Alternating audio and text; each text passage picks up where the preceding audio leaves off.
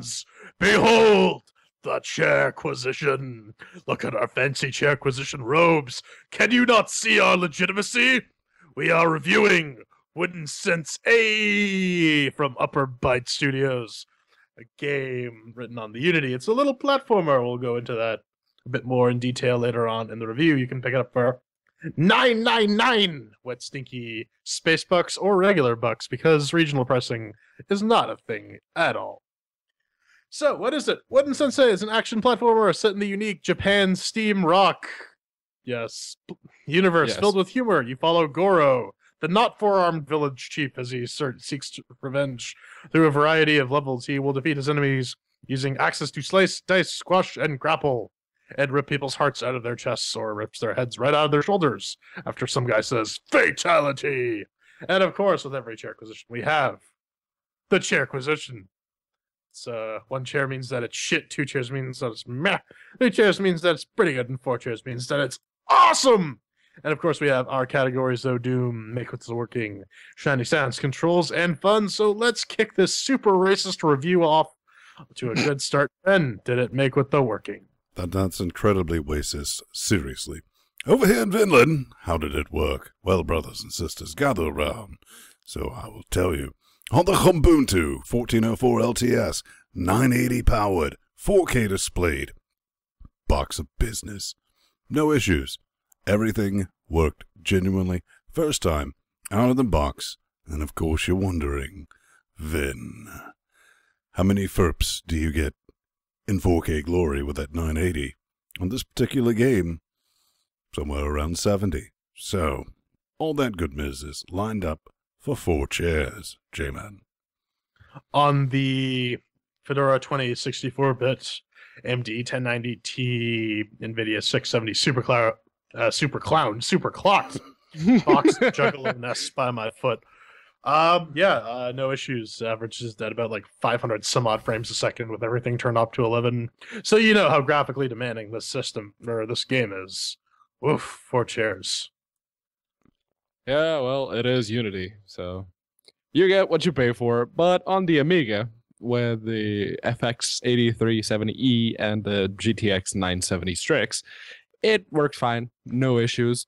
But I actually played it the most on my new Steam box, which comes with an Athlon 860K at 4 gigahertz and 750 Ti. It also worked out of the box, no issues. So 4 chairs. All right, so that's 4 chairs for Makes With The Working. I'm having way too much fun playing with these stupid sleevey things. Up next is Shiny and Sounds. Ven, were you impressed? Well, brother Svang, were your various space pussies tickled? My pussies were most definitely tickled with this noise. You're gonna get through the first level. This is something I genuinely believe the developer sent me a copy billions of years ago in the future's past. I never got around to playing it. It was one of those things I was like, why is this in my library? Looked at it, and I was like, I would never have bought this. Decided to play it. I was bored one day for a moment. Got through that first level, went to the end, I was like, this is kind of fun. Second level's jarring, because you're in a fucking submarine, and it's not yellow. Just nasty, nasty, nastiness, all that. But the soundtrack kicked in, and I was like, this is fucking amazeballs. I like it. It really fit with everything. The sound effects, they're alright. They're not bad. It's a platformer. What do you want? Bleep and bloop. Not enough to ding at a chair. So I really like the aesthetics of this, because you gotta get past that first level. And later on, you see some just gorgeously laid out stuff. Just not in that first level, Brad. So, 4 chairs for the shinies and their sounds. Brother Swing! That's so generous. The resolution options aren't that great. It defaults to like 640 by 480, and the most you can get it to is like 1024 by some weird other number. 576? 576. What the hell is that resolution? Netbook FUVGA? resolution. I have no idea. Either way, I was hoping to play this at 1080p or at least 720p. That was not the case. The soundtrack's a bit of all right. No real issue with that. The game looks nice for what it is. I mean, That's the aesthetic it's going for. So I wouldn't say it's mind-blowing, but it certainly sets out and accomplishes all the goals it was going for. So 3 chairs. Unfortunately, I am going to be the one guy in this review who does not seem to fall in line with everyone else. Conform with your peers, drone. But yeah, why would you put motion blur on a platformer? Who in their right mind thinks that blurring the fucking screen is a good idea in a game where you need to see where you're landing? Also, both Ben and Jordan already mentioned the soundtrack, but I am assuming that the later levels have some really awesome songs. I don't have any idea. 30 seconds in, I had already muted the damn thing because I couldn't put up with it. And put on Nickelback. I can't give it 1 chair because that means that the game is busted, but I can certainly give it 2. All right, so that averages out to 3 chairs for shiny and sound. Up next is control. Ben, did you feel like you were in control? Well, we always do have this thing. I don't know about you lot, but with me, you start something. You're like, well, this says it has controller support. So normally I have the X-Clone controller sitting over here. So I just reach over and kind of poke at it. And I'm like, yeah, is that going to work? And if something moves, I'm like, oh, all right. Pick that up. Menus, everything works. Start game, let's go. They're good. They are good. They're not fuzzy. They are responsive enough to allow you to accomplish what you're trying to do. Now, might say they could use a bit of tightening, but that adds just enough to the fuck you hard of this game. And it's not pure fuck you hard. It's like, fuck you, you're going to get angry and come back and try to finish that level, which it did to me multiple times. I have like 2 ons clocked in this business. For a reason I'll get into a bit later. But yeah, it worked. I don't know. Some people might try to play it with a keyboard organ. Good luck with that. So, for the controls, I'll give it 4 massive chairs. Yeah, any platformer that requires that you use the analog stick immediately gets dinged a chair, because you cannot do any platforming worth a damn when there's very little distinguishing between up and left or right. Anyways, this game gives me a very Bionic Commando vibe with the control scheme, and I was a huge fan of Bionic Commando. I had like the Game Boy version, and I played the shit out of it constantly. So this was a nice throwback for me. The jump arc is kind of weird because what it'll do is you'll not quite make it, but you'll grab yourself and prop yourself up. So whenever I'm trying to gauge my jumps, that always screws me up, and that was getting kind of annoying. I mean, beyond that, the controls work reasonably well, and I don't really have anything else to say beyond that. So 3 chairs for control. Yeah, and the naysayer. Controls-wise, I will give them this. It is a Unity game that recognized the PS2 DualShock, which I do not have near me. It's currently plugged into the Steam box. Jesus but Christ. I do have this one laying around, and I did not need Aaron Plattner's fix to get the game to recognize the NVIDIA Shield controller, because it actually recognized it. But this game has the exact same problem that Forced, you may remember Forced from a while ago, it has the exact same problem that game did, which sometimes if you move the left analog stick up or left, it doesn't recognize it. It just recognizes right and down. That's it. Why? I don't fucking know. That's Probably because you're using an unsupported controller with a hack.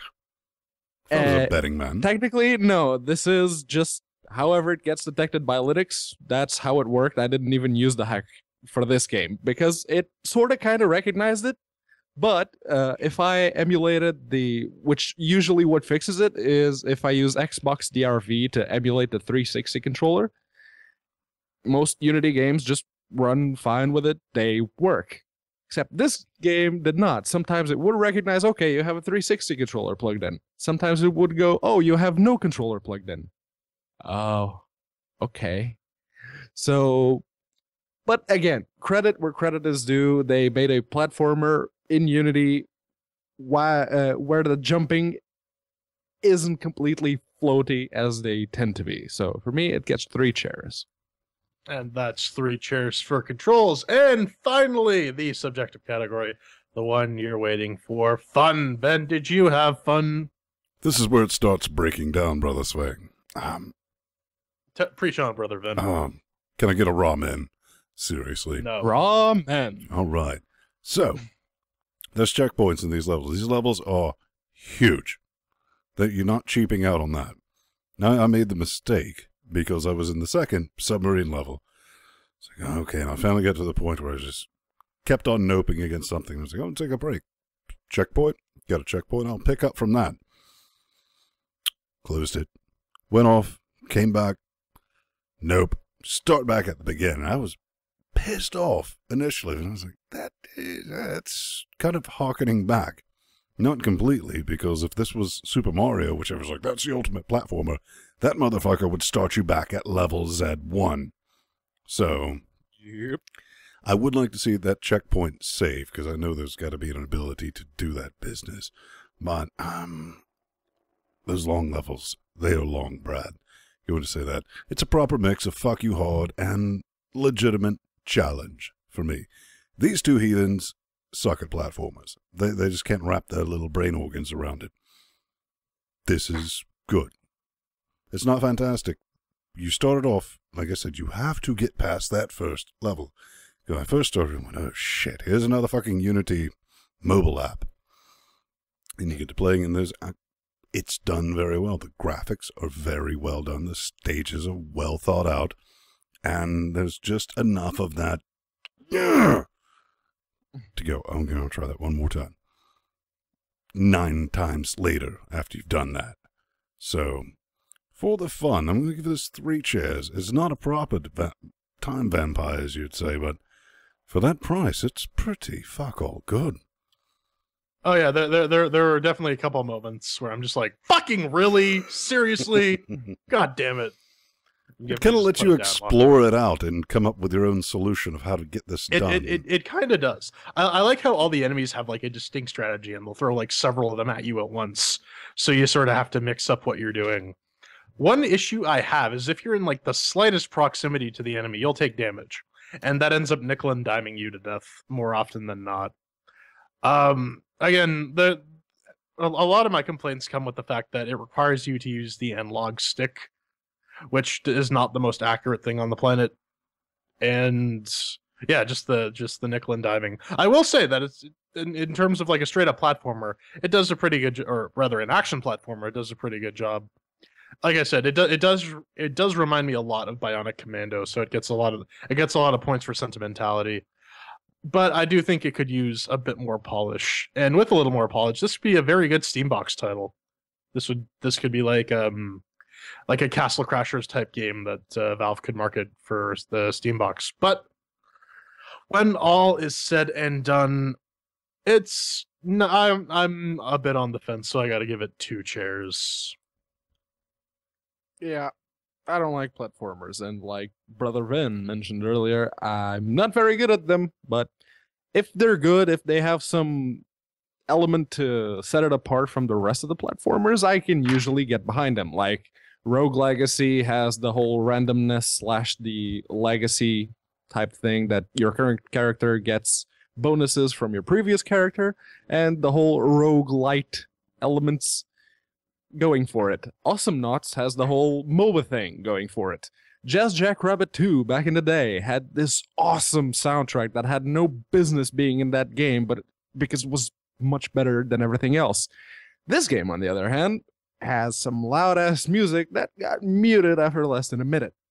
And even I got to like level 4, and I didn't hear any more music because that very first level kind of killed it for me.